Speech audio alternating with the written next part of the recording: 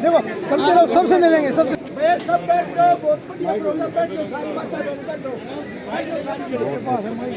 कृपया व्यवस्था बनाए, बैठे प्लीज, बैठे, अपना अपना स्थान ग्रहण करें।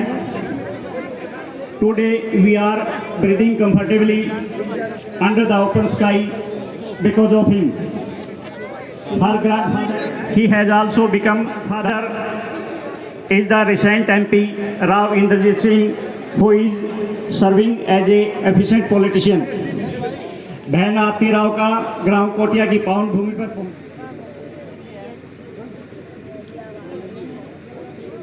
गांव की पंच परमेश्वर नारी शक्ति स्कूल के चेयरमैन सुरेश यादव जी, सरपंच दिलीप सिंह जी, पूर्व सरपंच हरि सिंह जी बहन का बुके देकर सम्मान करें। युवा टीम कोटिया की तरफ से गदा देकर प्रवीण थोड़ा सा। दादी रेशम देवी वाइफ ऑफ मामनलाल और बुआजी लाली देवी बहन मामनलाल जी का, बहन जी का शाल उड़ाकर सम्मान करेंगे। दादी ओमकार जी,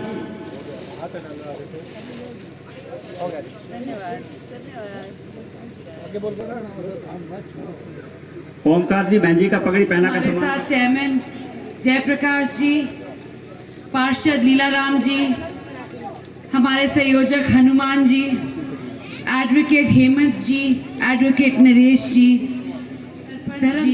मेरे साथ चल रहे सभी भारतीय जनता पार्टी के कार्यकर्तागण, सभी बुजुर्गों, माता बहनों और युवा साथियों, नमस्कार और राम राम जी। सबसे पहले मैं जानती हूं कि लावनी होने लगी और फिर भी इस गर्मी में, इस उमस में सबके पसीने इतने छूट रहे हैं, मगर फिर भी आपने मेरा इंतजार किया। आपका बहुत बहुत बहुत धन्यवाद। छोरो बैठ जाओ। हाँ देखा, हाँ क्यों तंग कर रहे हो उनको? आप सभी जानते हैं आने वाली 5 तारीख को विधानसभा के चुनाव होने जा रहे हैं और ये दूसरा पड़ाव है इस साल का। पहले पड़ाव में लोकसभा का चुनाव हुआ था जिसमें आपने हमें अव्वल नंबर देकर पास कर दिया था और चौधरी धर्मवीर जी को अटेली से मेंदरगढ़, नांगल चौधरी से नारनौल जीत मिली थी। ये आप सभी की बदौलत थी क्योंकि हवा अटेली वालों ने बनाई थी। तो बहुत बहुत धन्यवाद इस बात का। अब दूसरे पड़ाव की बात है और सब यही मुझसे पूछे हैं कि आरती तू अटेली से क्यों लड़ना चाहती है? अटेली से ही क्यों? रेवाड़ी, गुड़गांव, कहीं से भी लड़ सकती थी, मगर अटेली क्यों आई? तो ये बात, इस पे बात मैं करना चाहूंगी थोड़ा। मैं अटेली इसलिए आई हूं क्योंकि अटेली ने मेरे परिवार का हमेशा साथ दिया। 1967 में अटेली ने मेरे दादाजी को पहली बारी विधानसभा भेजा और उस जीत की वजह से दक्षिण हरियाणा को उनका पहला और अभी तक चीफ मिनिस्टर मिला। ये अटेली वासियों की बदौलत। 77 में कोटिया कनीना में होता था और कनीना होता था जाटूसाना में, और 1977 में राव इंद्रजीत सिंह पहली बारी विधानसभा जीत के गए थे और आपने जिताई थी उन्हें। तो अटेली ने जिताई मेरे दादाजी को पहली बारी, और जाटूसाना और कनीना और कोटिया ने जिताई दूसरी बारी। पहली राव इंद्रजीत सिंह को पहली बारी जिताई। तो अगर ये दोनों पहले वाली जिताने वाली एक हो गई 2009 के बाद, तो मैं आज आप सभी के बीच आई हूँ ये कहने के लिए कि पहली बार में मेरा भी पहली बार कर दो और मुझे भी विधानसभा भेज दो। एक जैसे मैंने कहा, मेरे परिवार के बारे में सभी जानते हैं, सब बोलते हैं राव इंद्रजीत की चोरी है, मगर ये भी बोलने लगे हैं। क्या हो गया? नहीं आप मेरे को बोलिए, माया को बैठ जा। बीच में मत बोलिए, बाद में बोलिए। सब बोलने लगे हैं कि आरती मिलेगी नहीं बीच में, यही बोलना चाह रही थी ना माया, यही बोलना चाह रही थी, सभी यही बोलने जा रहे हैं। मैं उस दिन गई, रामबास गई, रामबास वाले बोले बहन जी आपके खिलाफ एक शिकायत है, आप मिलोगी नहीं। मैंने कहा भैया आपने एमएलए बनाया नहीं, शिकायत पहले शुरू कर दी। मैंने कहा आपको मैंने मौका दिया शिकायत करने का, उन्होंने कहा अभी तक तो नहीं दिया। मैंने कहा बना दो, उसके बाद भी नहीं दूंगी।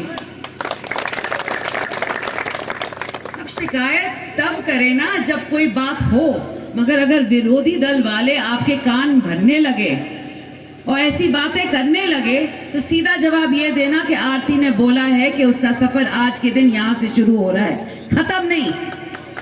और ये सफर मैं आप सबके साथ बिताने आई हूँ और लंबा सफर करने आई हूँ, ताकि आगे जाके मैं आपका सुख दुख आपके साथ बांट सकूं।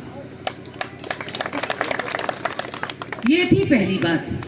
दूसरी बात फिर बोली, अरे भाई मेरा परिवार, मैं क्या कुछ कर नहीं सकती हूँ, मगर मेरे परिवार ने ऐसी चीज़ें की हैं जो पूरे हरियाणा में मशहूर है। ईमानदारी की मिसाल दें, मेरा परिवार। दक्षिण हरियाणा के विकास कार्यों की मिसाल दें, मेरा परिवार।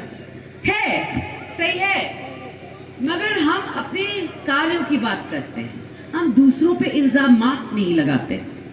और मेरे पिताजी ने हमेशा कहा है मुझे कि अगर तुझे किसी से आगे बढ़ना है तो अपनी लकीर लंबी कर, किसी और की लकीर छोटी करने की जरूरत ही नहीं पड़ेगी। तो आज के दिन मैं आप सभी के बीच ये कहने आई हूँ, अपनी लकीर में लंबी करने आई हूँ, किसी और की छोटी नहीं। और अगर मेरे ऊपर कोई लालचन लगाए तो उनको बोले अपने गिरेबान में खुद जाके उन्होंने क्या किया। और अगर उन्होंने इतने सारे विकास कार्य किए हैं तो उनकी भी गिनती आपको याद दिला दे, क्योंकि आपको लगता नहीं है याद है, क्योंकि आप परख चुके हो उन्हें। 2014 और 2019 के बाद हरा भी चुके हो उन्हें, तो आप जानते हो कि आपको उनकी तरफ से क्या मिलने वाला है, कुछ भी नहीं। और आपको मालूम है मेरी तरफ से मेरे पूरे परिवार ने हमेशा इस इलाके की हित की लड़ाई लड़ी है, हक की लड़ाई लड़ी है, और उस लड़ाई में शामिल मैं भी आने आई। तो आप सभी से मेरी यही दरखास्त है आज के दिन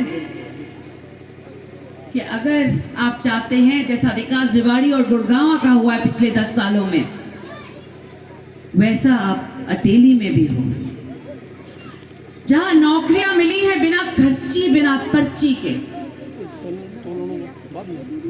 रोहतक में हमारे छोरे रोहतक की नौकरियां नहीं ले जाते, मगर रोहतक वाले आ जाएंगे आपकी नौकरियां लेने। मैं बोल देती, 2009 में हुआ था ये, हमारे छोरों को नौकरियां नहीं मिल रही थी, और अब वादा करने चले हैं कि हम नौकरियां देंगे, तब क्यों नहीं दी। हमारे नहरों में पानी आज आ रहा है 10 सालों में, पहले सूखा था, याद है वो। हमारी सड़कें आज के दिन इतनी बेहतरीन हो गई हैं, पहले तो खड्डे हुआ करते थे। किसने सोचा था कि ऐसी भी सड़कें हो सकती हैं। और 4-4, 8-8 घंटे का सफर आज के दिन 1.5, 2, 3 घंटे में खत्म हो जाता है, कहीं भी जाओ। और एम्स जैसा एक बड़ा अस्पताल आपके 20-25 किलोमीटर दूर आने वाला है, जो आप सबकी जरूरत है। ये सारे भारतीय जनता पार्टी और उनके नेताओं की देन।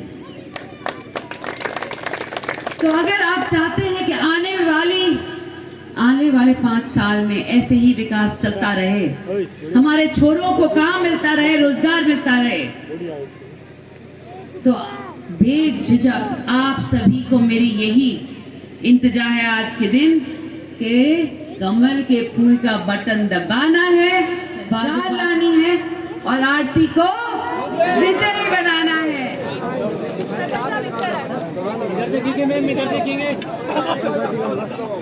उस साइड जाओ, ये